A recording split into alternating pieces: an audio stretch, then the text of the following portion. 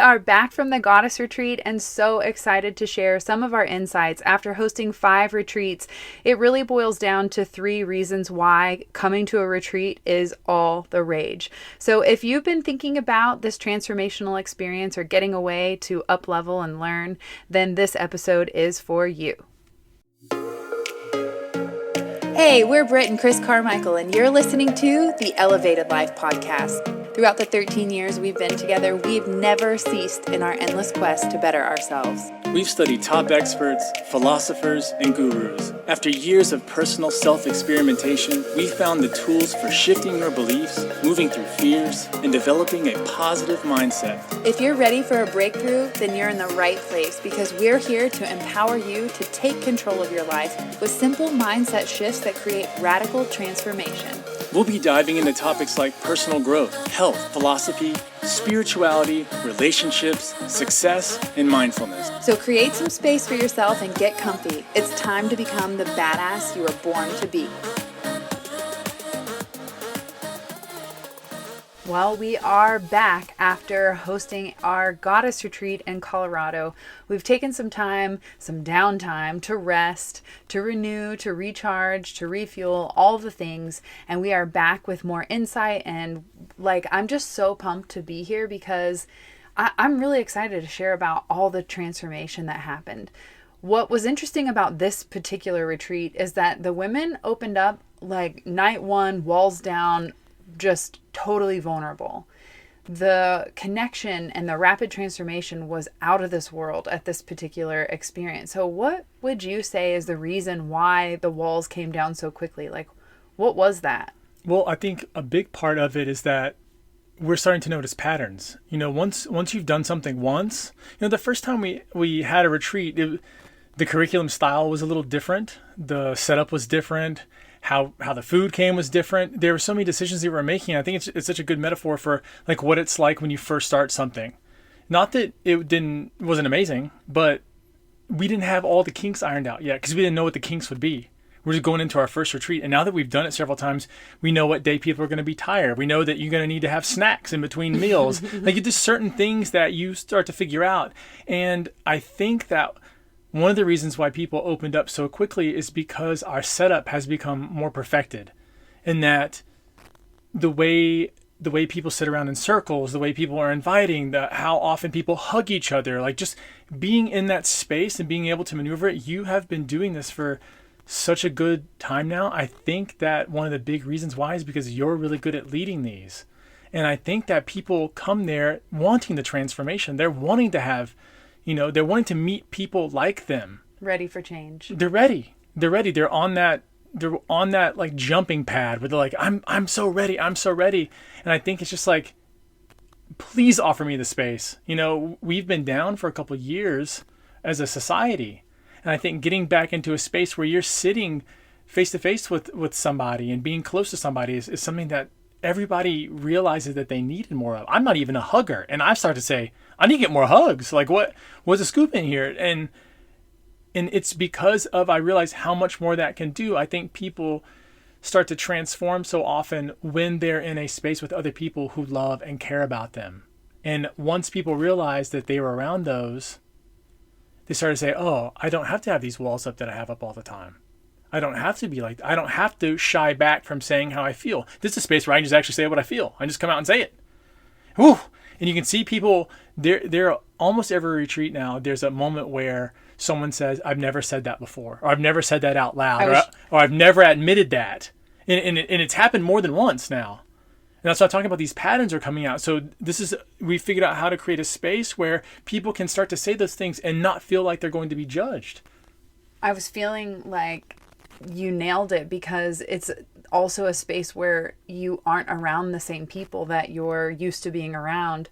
So you don't have the opportunity to say those things, or you've been fearing or shying away or hiding back from really speaking up. It is beautiful to see when the women just the words just vomit out of their mouth, and you can see they kind of pop back oh God, I just said that. Like, what's going to happen? They like wait for that moment of repercussion, and then they only are met with freedom and liberation. Like, oh my gosh, I've been wanting to say this and get this off my chest for so long, but I've been stifled by this person's energy that I've been afraid to even say it. But now that I've said it, like, I can't go back. You can't unknow. You can't unknow the truth. And when you hear it from your own mouth, it's like, we're just the mirror for them to finally say it out loud so they can hear, like, oh, this is what I want moving forward. Well, I think that's why I've gotten lucky. I've gotten super lucky in the fact that you've been a hairstylist for so long. You've had a salon. You've had an intimate conversation with every single client who sat in your chair every single time they've come in to sit in your chair. And so because you're used to listening to people's real stories, not the show they put on or anything like, you actually get to hear it all. I think that you, in a lot of ways, have become so much more accepting of people in ways that other people don't accept them because they're not used to saying that in front of them. And so what I heard too, there were several stylists there, and because they're in a healing profession, there's a lot of things we admit to our barbers, our stylists, that just never come out any other place. And I think being able to hold that space for a long time for people has allowed you to, I think, subconsciously let people know that it's okay.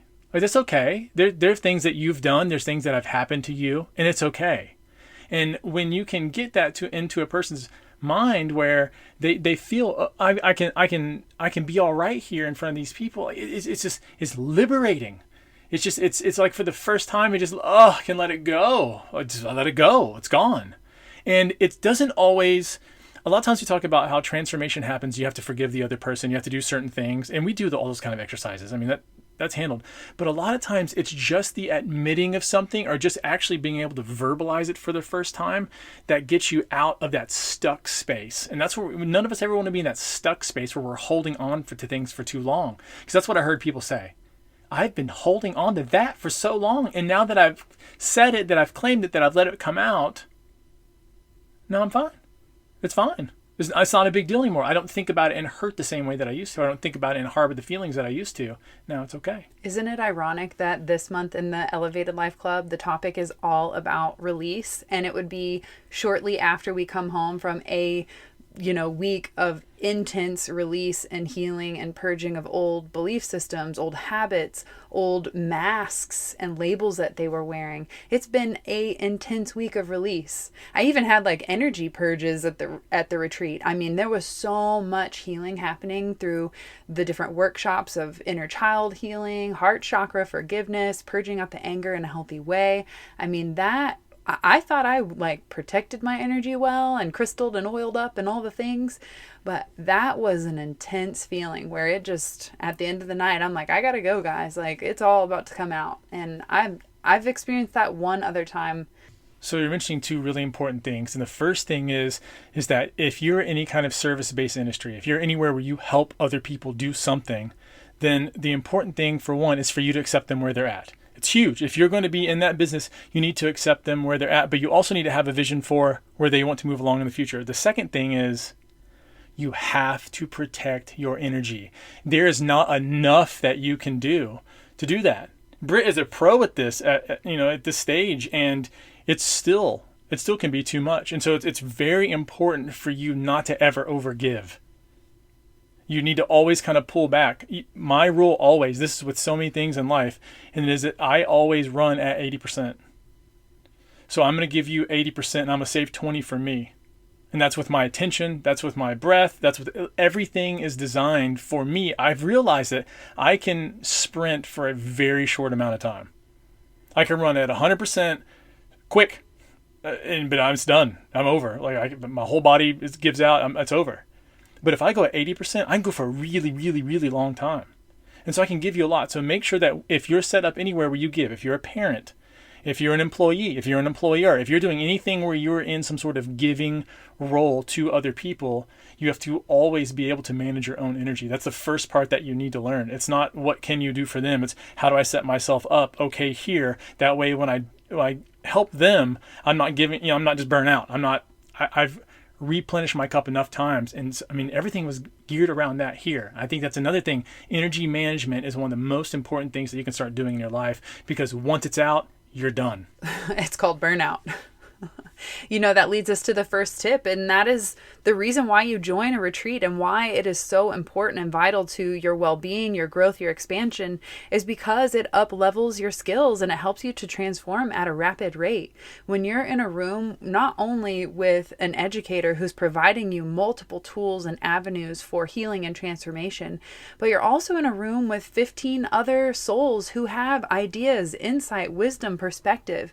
The ability to learn from an evolved group of people with the same mission, but different backgrounds, different talents, different skills. It was so incredible to me to see how many people could help support each other's business at this past retreat. Specifically, our photographer and one of the attendees were at the same event the week after our Evolved Couples Retreat in Florida. She was like, well, I'm in Florida. I'm going to go to this event and it's going to help me grow my business.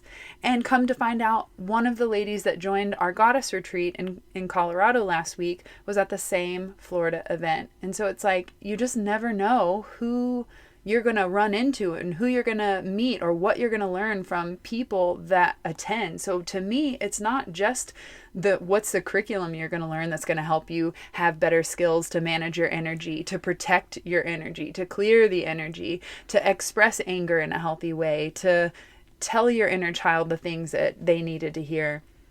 All of that is great. And you're 80%, but the 20% that you get from learning from other people, to me, is also, just as valuable. Yeah, there's always something extra that other person knows. And a lot of times, what I find by being able to watch a lot, by being able to observe like how incredible people are when they're together like this. And when you think about it, think about this. If you're to go see a therapist, typically you go see a therapist like once a week, and you're there for an hour. So you go have that hour session or whatever, you see a coach or whatever it is. You normally go for 30 minutes or maybe an hour. And then that's done. And then you live your life for another week. And then you got another hour. And then you live your life again. And it repeats like that. But when you're in a room full of people who for 24 hours a day, they're thinking about your life. That's the topic of conversations, everyone's kind of life and how they can improve it and how they can move on past things that have bothered them. And when everyone is working on that collectively for multiple days in a row, it's phenomenal what you can come up with. It's like everything gets jam-packed into a small bit. It's like 12 hours of therapy. It is, and it's so powerful. And I think that's why the rapid change comes, because there's never going to be a time in your life where you do something different. Normally, if you're away in a space like a vacation where you can be away from the kids and be away from work, you're vacationing. You're not doing anything. So the whole point is either to relax or you're spending time at the pool or you're doing something, right? It's always you're doing something. And so you got to manage your meals. There's so much more that you still have to put into it. And when you come to a retreat, all that's supposed to be offloaded from you. That's our job, is to offload all of that. So you're not thinking about picking up your dish. You're not thinking about doing all those little bitty things. Oh my gosh, this group really struggled. It's like all the business owner go-getters that are used to just being independent and taking charge and I'll do it all. Woo, breaking some of them of just let us take your plate for you. Just leave it. It's okay. You don't have to help. Get out the dishwasher.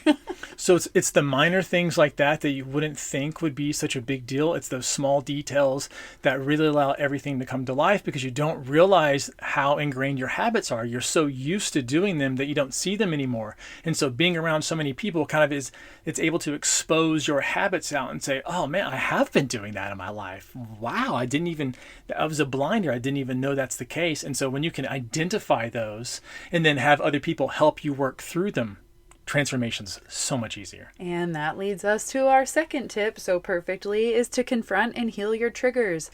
Not only are you going to learn from the people that show up, you're also going to be triggered AF by all of them, because you're going to see your greatness reflected back at you. And if you haven't accepted that confidence or your worth, it's going to come as a fear-based trigger. Not saying that everyone who comes is just shit and they triggering everyone here and here. But when you're in a room with powerful, amazing people, your insecurities come straight to the surface. Are people going to judge me? What are they going to think of me? Am I going to be accepted? When I interview all the goddesses at the end of the retreat, I ask, what was your biggest fear in coming? And every single time, it's like a broken record at this point, I was afraid that people would judge me. That's literally what everyone says. But all we want to do is love you. And that is such a beautiful thing. And I too got the same experience, and I was actually going to mention it, and you hopped in there. And that is, I got to do a couple of the videos at the end. And for the people that is the exact same scenario, I'm not used to having I'm not used to having any kind of space like this. I'm not used to, people caring so much and people letting me open up to them and being able to talk. Because the people who are talkative have been told they're talkative. They're like, hey, you run your mouth a lot. And that makes you not end up wanting to say anything. I've been told that twice today. See? But it's okay. You're in a space now. Now you can get gab. That's what we're all here for. That's why we have a podcast. Oh my gosh, I love it. It's true though.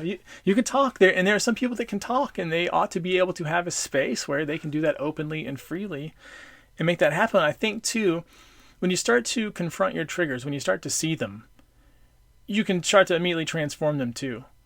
Because once the pattern is out in the open, once you have observed it and you're aware of it now, meaning that the habit has become conscious again. Because what we do when we create habits, and that's why habits are beautiful, if you can create the right habits, life becomes so much easier.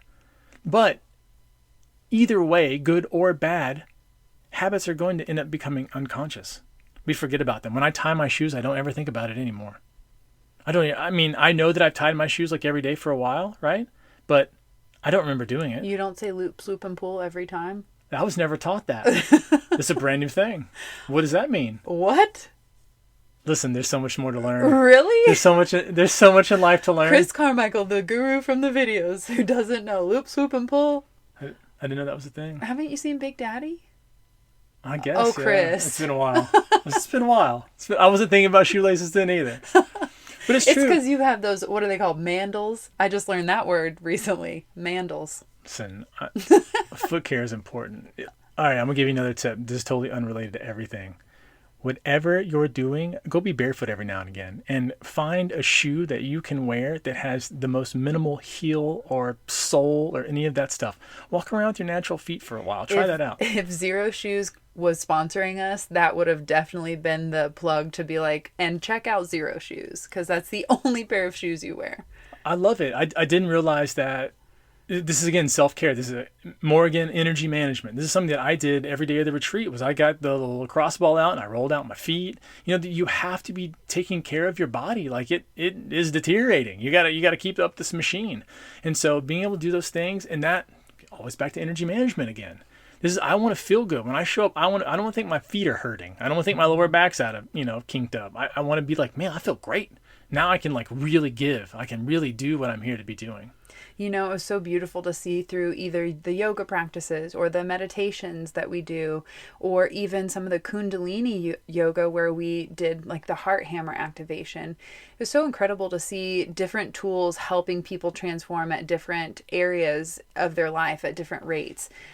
Yes, you just lit up. I was thinking about the testimonials again. The answer for why they were afraid in coming was all the same, right? It was I thought people would judge me. But the reason that was their favorite reason for being at the retreat was almost all different. Mm-hmm. It was like, hey, when did your breakthrough moment happen? It was always something different. Totally different. So the fears were all the same, but the breakthroughs were all different. And what that means to me is, another important thing, is that it's not always the same tool for everybody. And so you got to go out there and figure out what tool works for you. So you're going to have to try some stuff, and some stuff's going to fail. Some stuff's not going to hit the mark. And what's weird is some stuff won't work now, but 2 years from now it will work. You just needed something else in the interim. You need something else to change. And so that's why we get so many repeat people coming to our retreats. Not only do they love the Chef Kevin food, which is phenomenal, but they are there for the next level of that transformation, even if it's similar content. The content's going to be similar. How we present will be a little different. Like this time we rocked out the sound bowls. BRIT got these brand new sound bowls. If you haven't seen them, find a sound bowl class near you and go to one, or at least look it up on YouTube. It's not going to be the same, but it can get you in the same realm. And just listen to the way it sounds. You'd be surprised about the amount of people that will cry from that, the amount of people that will feel just something, some kind of movement. Music is always moving. We've all been moved by music before. I can think of a song and be transported back to a moment in my life. Oh, we went to Red Rocks after the retreat, and that was like the perfect way to for us to be like cleansed and healed and, I don't know, recharged, if you will, after such a transformative week. And anyone who appreciates music should definitely consider putting Red Rocks on their list. 100%. I have never been in a place where it sounded that good. I've been in some expensive speaker setups and like all that. You felt it without it being so freaking loud. I hate that sticker. Like, if it's too loud, you're getting too old. Like, no, bro, I'm highly sensitive. Like, Loud's loud. It hurts. And so at Red Rocks, it was like the music moved through my whole body and my whole being without just like blasting my sound, my eardrums out. And what I felt there is actually number 3 on our list. Why people need to be at a retreat, why the retreat is so important to you. And this is what I felt also at Red Rocks. Maybe it was the energy carried over. Maybe it was just a moment, but it's that connection and accountability. When we were at the concert, everybody was moving as one. It was very powerful to see. This was this concert we tried to go to last year. We tried to take all the goddesses there and ended up getting canceled because of COVID stuff. And social distancing and all that stuff. And so this is their first like time to be back at Red Rocks. And so this was like a really big deal. And what I noticed at the retreat is that when people started to connect, especially with their partners, like to have people partner off, right? Oh, the accountability partners it's genius. I mean... And who's with who matters. There's a lot of thought into that. They were like instant besties, all of them. Yeah. They were like perfect little mirrors for each other. It was high five to that, because we definitely like worked that list out a few times, especially after meeting them in person. Some of the ones we didn't know their full-on personality. Just, okay, how are they flowing? How are they going together? So I'm really grateful for your intuitive help on that. Another important piece, let things marinate. Sometimes first blush is not it. Sometimes you'll change it 4 or 5 times and end up going back to the first one. That's fine too. It's always okay to like change things up and to come back and say, is this still going to work? Is this still the way that we want it? I want to make sure. I'm not talking about always second guessing yourself. That's not what we're doing. We don't do it repeatedly until we don't ever get anything done. It's just that we'll come back. We'll sit on it, maybe change it up if we have new information or new feelings about things, and change it up. And then we do it again. We come back, say, that's right, isn't it? That's what we want to be doing. And so there's so many things in life, if you'll just come back and touch on them again, you'll figure out if plans were going to work or not. And it's super powerful. But for the retreat people, for their connection and accountability, to see people held accountable in a supportive way, that's normally what the difference is. When you hold someone accountable, a lot of times you'll be able to jerk to them. Like, hey, did you get this done? Hey, are you going to do that yet? Hey, is it? And it almost feels like a parent or like kind of a militant school teacher. And instead, this is accountability help from your friend. In. Yeah, you're like, hey, how's this working out for you? Yeah, what are you learning from this? So it's a different. You're coming at the person, asking them like how they're feeling or how things are going. Hey, you're crying a lot. Are you okay? But it's different than like, hey, how come you suck at this? It's not that. And I think a lot of times when we have accountability people, it's we're worried that they're going to judge us again. And this goes back to the connection that we build with these people early on, so that they can feel like they're loved and accepted, which will allow them to transform. And the connection isn't just with other people. It is really with yourself first, because you can't fully connect with someone else because judgment and fear and all of that act as a buffer between you and that partnership of really being intimate.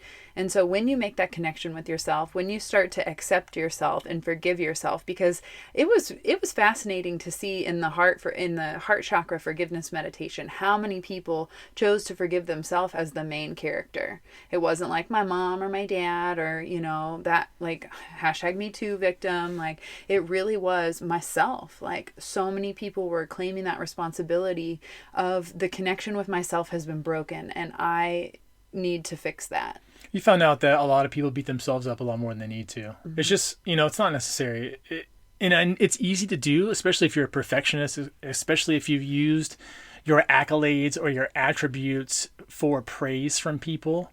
And so when you're not doing those praiseworthy things, you can beat yourself up about them. But if you're always looking outside, it's going to be tough. It's this inside world that we really want to get clear on and make bold and strong and confident and brave and all those very, amazing feelings. We want to be able to do that on the inside. That way, whatever the outside ends up happening is not really relevant, because we're so strong inside that it doesn't matter anymore. It's totally a reflection. your inner peace in the outer reality. And that's what this work is meant to do, is create that connection so that you can heal the chaos that's internally, from the mind chatter to the stories that we tell ourselves, the labels that we give. Oh man, that exercise where we remove the limiting labels, the things that, and what was interesting, there was a two different women with the exact same labels that they had given themselves. Same 3 labels, but totally did not know each other from, left or right. Same labels, same shitty stories we tell ourselves over and over and over again. And I think too, what I've watched, one of the questions someone asked me while we were all down doing one of the meditations one morning before they asked me, like, what was my big takeaway? What's my takeaway from this experience? And what I've realized is that, there's no real such thing as self-help. That's like a marketing thing, so you understand what it is. The reality is what a lot of these women discovered is how powerful they always have been. They've just forgotten. So a lot of this is remembering how awesome you are. And maybe it's been a while since someone's told you, or maybe it's been a while since you've believed it. And so I think this is all about coming back to the strength that you have inside you. I watched so many women recognize their own inner strength, and I saw so many other women support them recognizing that inner goddess. And then take their top off on the mountain. It was a wild time. Fun times in Colorado. We were liberated. Yeah, it's beautiful. What I found to be most interesting, whose takeaway really stood out to me, was our chef Kevin. I always ask Kevin, because he's come to multiple retreats now. We can't do a retreat if Chef Kevin's not there. It's just, he's built in. I asked him because he's so mindful. He's always listening. He's always attentive. He knows everyone's name by the end of the retreat. I mean, it's out of control, the service. And so I asked him, Chef Kevin, what was your takeaway? And he said, discipline. And when you think about your yoga practice, or being an athlete, or showing up to your spiritual practice, all of it takes discipline. You have to show up even when your mind says, I don't wanna, when your body says, I'm tired. Discipline is what separates those who hit their goals and those who blame the world on why it's not possible. Damn. That's strong. It's true though. There are a lot of people who sleep on discipline, who don't realize that is, a lot of people are looking for the motivation, and it's not going to be motivation that saves us. Motivation wanes. Discipline stays. And so if you want to go after anything, it's going to be about discipline. It's going to be about figuring out how to put this in your schedule no matter what. Because there are going to be days you don't feel like it. And some days you should rest. We're not going to have to all be type A personalities. But on the times where you're just not doing anything about it, just because you didn't feel like it, just because it was off, so what? Get back up. It's time to get back up. It's time to start doing that again. Whatever it is that really lights you up, that's the thing you got to be going for. So why is coming to a retreat a must-do in your life? Because it will totally change you. It will make you realize things about yourself, about the world around you, about other people that you've forgotten. You've forgotten how good it feels to be loved. You've forgotten how good it feels to be accepted. You've forgotten how powerful you are on the inside. I'll never forget. I came home from work one day, and this was 2013 or 14, and you said, I found something that I don't really want to show you, because if I show you, I know we're going to go. So you're saying you want to show me. And you showed me Wanderlust Yoga Festival. And we went to Colorado and we attended, and that was our first retreat. That was our first real experience of surrounding ourselves with a like-minded community, of being away from our comfort zone, of all sleeping together, going to classes all day long, adventuring. That's where we met Ellen Miller. Was the first U.S. woman to summit both the north and south side of Mount Everest. Total freaking champion. Shout out to Ellen Miller. Super mentor in our life. Had we not gone to that retreat, to that experience, we would not, one, be yoga teachers here today. We would not be where we're at. And you know what she said on that 6 a.m. morning sunrise hike? The ones that show up to these early events, that have the discipline to show up, are the successful leaders. And I took that with me. Now, I'm not waking up at fucking 5 a.m. to hike every day. Maybe if I lived in the mountains, it would be worth it, but not here in Texas. It's flat. But I do keep that skill, that idea, that show up and do the work, even when it's hard. Oh, boom. Well, that's that. And that's how we're going to end today's episode. So thanks for tuning in. We had an absolute blast at the Goddess Retreat. Our goal for the rest of this year and next year and beyond is to potentially have 4 retreats a year. We'd like to do 2 Goddess Retreats, 1 couples retreat, and 1 Elevated Life co-ed retreat. Brand new. Yep, that'll be new. So that'll be the next one that we are crafting up, because so many people wanted to come to both Chris and I teaching at the Evolved Couples Retreat, but they were actually single. And although we did have a single person show up, not really by choice in the beginning, we realized that it would be an incredible experience and opportunity to have a co-ed retreat that isn't necessarily coupled. So that will be coming up in the future. We're planning another Goddess Retreat at the end of this year, sometime first week of November is what we're looking for. And then honestly, I asked Chris this morning, like, you want to go back to Colorado and do that same situation again? And he said, yep. So I think for the first time, we're going to have a year advance notice on the next Goddess Retreat. I'm going to get that booked very soon while we're making all these plans for more retreats. More and more retreats. Definitely come see us. Look, we're gonna have longer payment plans, so that if you need to plan out for a year, do that. Make that happen. We're gonna have it in all 4 seasons.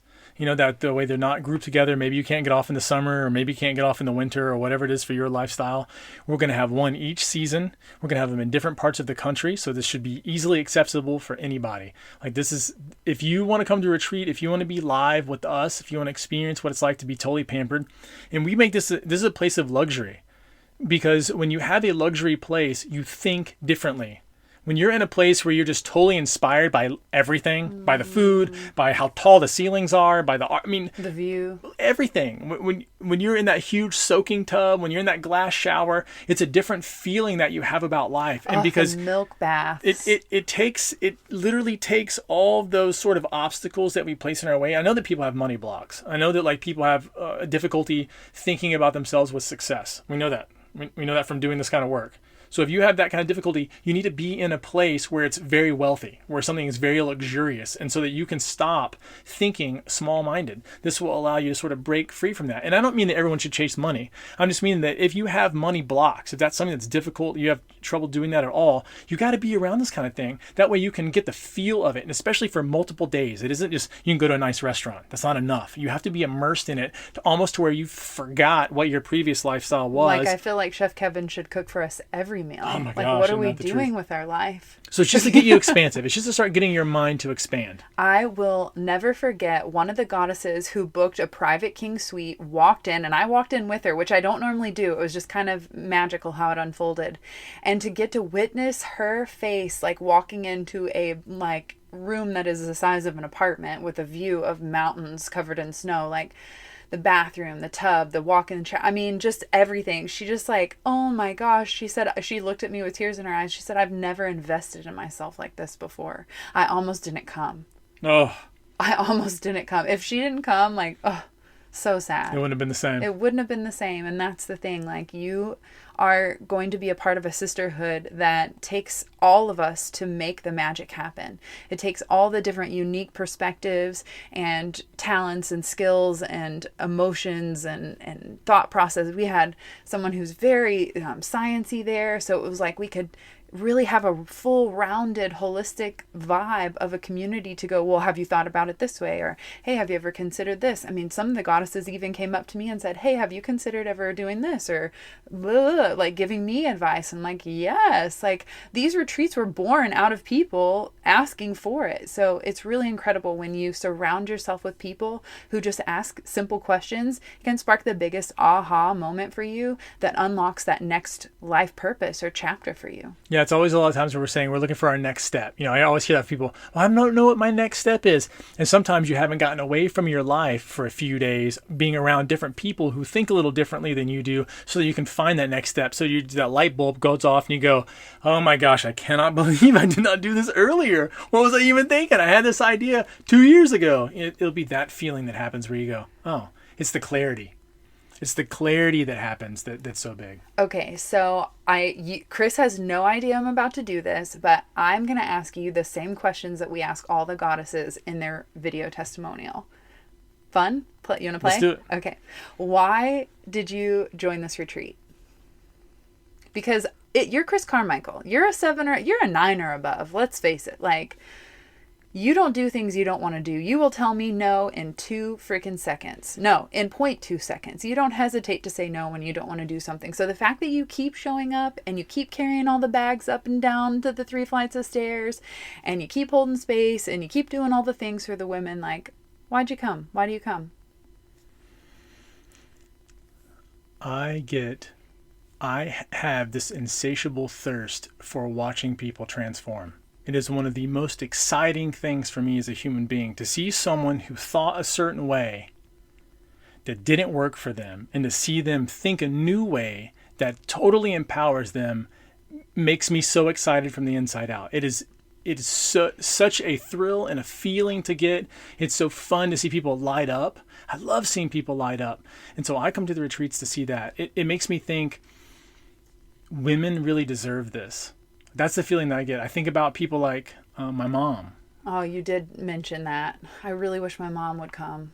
Yeah. I want her to experience this. She has to. I mean, I feel like it's one of the best gifts I could give her, just to break away from her life for a bit, to just feel this. I mean, especially with that Colorado air, just the whole essence of all about it.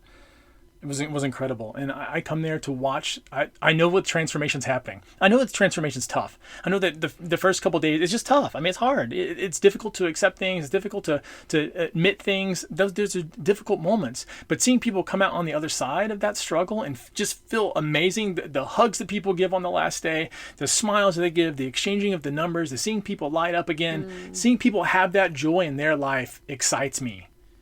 And I always think about people like my mom. Like, what would have happened had she had something like this in her life, in her 20s or 30s or 40s? I mean, we have ages, people from all age range groups come to the retreats, but what if she'd had this? Mm-hmm. And what kind of difference would that have made in her life? Just her feeling good about herself. I'm not saying she would have even had more achievements. Who cares about that? I'm talking about, like, how would she have just felt as a person? Mm-hmm. That's what I think about. That's what makes me come. What about your biggest fear? The biggest fear would be that Piante would be closed. I mean, so we go to this pizza place in Breckenridge called I'm thinking Piante. Chris isn't like the fear kind of guy, but I'm going to ask him anyway. Well, besides Piante being closed, so we call dying in the fucking snowstorms. Yes. So we got into Colorado. So we're in Texas. I mean, it's hot. It's hot like most of the time, and we'd already had like 80-degree days. No, right before we left for the retreat, we had a 100-degree day. It said 100 on the car dashboard. 100 degrees, hot, triple digits. Crazy Texas. In April. So we get up to, there's a switchback before you enter the backside of Breckenridge, which is how you get to Piante from here. And it starts pouring snow. We're talking about on the switchbacks, like just as you get to the switchbacks, and it's like thick white clouds at the same time. We got to Piante, had the best pizza ever. Got out to 70, the main highway that runs through like Denver. If you're going to head out to any ski places, you have this Highway 70. It's white out. I'm talking about I can just barely make out the car in front of me. This is a Texas boy. Look, I'm used to no weather whatsoever besides hot. Just as long as I don't melt, I'm good to go. But we're out here in Colorado. That's the most fearful thing. There are roads there. Crazy. Colorado will definitely kill you. I mean, it'll definitely put you on edge, give you some opportunities. I mean, Colorado's nearly killed us so many times. It's crazy. We keep going back. I love it there. Damn place. All right. What was your favorite part? Oh, my favorite part was whenever I do the meditation. So I step in and do the meditations. That's how we like to do the retreats. So I do the meditations, and everybody was calling it mind fuckery because the amount of change that can happen doing meditations is phenomenal. I mean, when someone knows how to do guided meditations, when someone knows how to do hypnosis work, it's very cool to watch. It's very cool to be a part of. And so being able to see people have moments in their life that they've never had the opportunity to have before. There were 2 people, or it's probably more, 2 people that shared the story that I can think of in this moment. where someone who previously passed for them ended up showing up in one of the meditations. I'm one of those people. Okay, 3 people then had that experience. It's probably more. I'm probably forgetting for whatever reason. But having experiences like that, having people have some sort of breakthrough like that, where they're able to have closure, or they maybe to get an answer, an insight that they weren't able to get in another relaxed state, because it takes a few days to get relaxed enough. I feel like I could cry just thinking about the stories and like the dads and stuff. Like one girl said she wanted to dance with her dad at her wedding and didn't get the opportunity, and they just started dancing in the meditation. Like, I'm going to cry. Like, I'm done. Like, my dad showed up and I asked him, how do you want me to see you? And I feel like I have to share this because I shared at the retreat and someone said, oh, good, you're human. So I want to remind you, I have feelings. I'm human. I'm a double Pisces. Okay. I feel all the feels. And my dad came through and he was looking real rough. Like, I look back at pictures right before he died and he was like skin and bones. And it was a little traumatic actually to witness the picture and go, oh my God, I saw my dad this way. And for anyone who has gone through that, who has gone through like I don't want to see them like that. That was something my brother said. I just can't see him like this anymore, BRIT. And I went to this meditation and I asked him, how do you want me to see you? Like, how do you want me to remember you? And he showed me a time in our life where he was healthy and he was showing up to all my sporting games and he was present and happy. And that was it for me. I'm like, okay, no more frail, like deathbed imagery. Like, we're going back to a healthy time. And I think that was so healing for me. This is what transformation is. Transformation is being able to change the images that we have inside of our mind. Which one triggers up when we think about a specific moment, incident, or person. That's all transformation is. What are the images and the sounds and feelings that we're creating that are linked to past experiences? So having a breakthrough like this that BRIT just talked about is phenomenal. This is something that can change a whole person's life. Just feeling a new way about something that they felt about for a while. What's the next question? Oh my God, I'm just dead right now. Not really. I'm thankful to be alive. Next question. Favorite part? What was your biggest breakthrough? Biggest breakthrough was, maybe that's the wrong question for me to ask right now. Biggest breakthrough was how, the word's not frisky. That's the wrong word. Where are we going? Sexual is the wrong word too, but how sexual women are naturally. And I'm not talking about them being in a flirty way or like people coming on to other people. Not that. I'm talking about them explaining the sort of excitement and the need for whimsical things at times and how powerful that sexual energy is inside of them and what it does into their lives. My biggest breakthrough is information about women always. I mean, because I learn way more things than most people know about. And it's incredible to see how powerful women really are. And I don't just mean like that they can like lift weights or that they could be in CEOs of company. I mean, sure. But I'm talking about in the way that they make a room and make people feel. That's where the power is at. How you make a person feel is real power. Next question. Mic drop.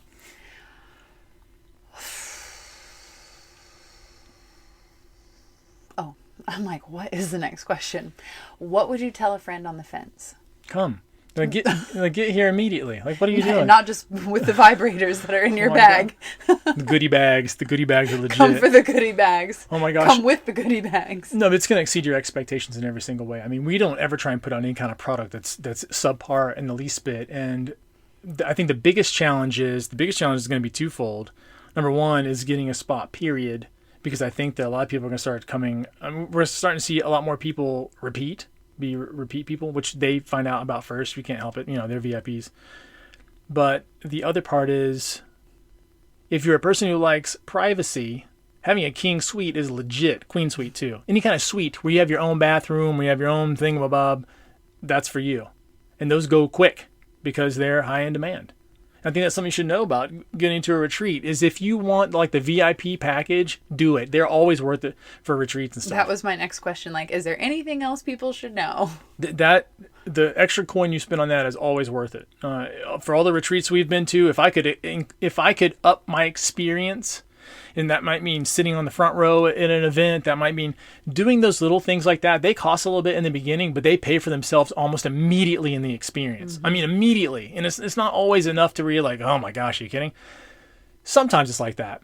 But you have to find, like, doing some of the upgrades, just in Sweetwise, things like, worth it. Like, spoil yourself. Do something where you really spoil. When's the last time you spoiled yourself? You know what I found really fascinating is that one of the goddesses purposefully chose a shared room so that she wouldn't like hermit away and she would actually connect. And she also volunteered herself to pick people up from the airport and take them so that she couldn't back out. I mean, to me, that's not the first time I've seen someone like set themselves up to win, you know, and not back out. But to me, that's a clever girl, you know. That's knowing who you are, though. That's knowing who you are on the inside and what things are going to come up. That's pre-planning. I mean, that's very smart decision making for her. So smart. Yeah. All right. Anything else about this retreat that we feel needs to be shared? The play. What I saw happen was that everyone allowed themselves to play. And hard. Like play hard. Like, you know, when you like wear your kid out or your dog out in the backyard and you're like, ooh, they're going to nap really good. That is what happened. We played full out. We healed full out and we played full out. It has to be a balance. I think a lot of people don't realize the impact that transformation does. I mean, if you don't play enough, if you don't have that joy experience right after that, it's not, there's a gap. There's too big of a hole that needs to be filled with something, and some of us will go back to negative habits immediately. And so when you fill it with play and fill it with things that you enjoy, maybe that's crafting or cooking or whatever it is, could be reading, could be just taking a long bath, whatever that is for you, it's so important that you do along with transformation work. It can't be just a transformation work. Just like if you're a big workout person, you can't just work out and then not pay attention to your recovery. The recovery is the most important part. We're back to energy management again. It's a big topic. I tell you what. You're going to see a podcast soon from us on energy management. Sounds like it. For real. I mean, we talked about time management last month in the club and stress management in the month before that. I mean, it's all about managing our emotions, our capacity, our actions. But you want it to work for you. This is a system that works for me. When you're in the car, you're not like, well, let the gas pedal do what it wants to do today. Well, if it just wants to floor, that's fine. We're parked at a red light. That Kia does drive itself sometimes, and I'm like, what are you doing? See, that's what happens when you let it be too automatic. And so that's what I'm saying. You got to keep in a check. Where's your balance at? Where's my balance at? And we will see you soon at our next retreat. Oh, yeah. I'm super pumped. Right now, you can get on the wait list. I would go to BrittanyCarmichael.com/retreat. That's going to take you to the Goddess Retreat sales page, and you can get on the wait list for now. We are so excited about hosting this sacred healing space for you to make these rapid changes and transformation in your life. It is truly a miracle to witness the love, the healing, the support, the connection, the play, the fun that goes down at these retreats. I kept saying the entire time, this is what I'm meant to do. This is what I was made to do. And so I truly, not as if I was questioning before, let me tell you, there's no question now. These retreats are everything and what I'm going to be pouring my heart and soul into. So I can't wait to host more for you. If you have any questions about it, reach out. I'll be posting more behind the scenes videos and pictures on my social media now that is back. So if you didn't know, I am back on the gram at The World by Brit. So be sure to tag me. Let us know how you love this podcast and you know what your takeaway was. Like, are you feeling called to come to a retreat? Is it time for you to, and maybe it's not my goddess retreat. It isn't just about this. It is literally about what is that thing that aligns with you and going to take you to that next level. So whatever that may be, invest in yourself, invest in the time, and invest in the skills and the connections that you're going to get out of stepping outside your comfort zone. Until then, we will catch you next week. Peace. Thanks so much for tuning in to the Elevated Life Podcast. Want more? Join us at theelevatedlifeclub.com for mindset upgrades, lifestyle hacks, and spiritual tools to elevate your soul. Each month features a new masterclass, meditation, yoga practice, and more to help you transform your life one step at a time. Come join the 7 or Above Club.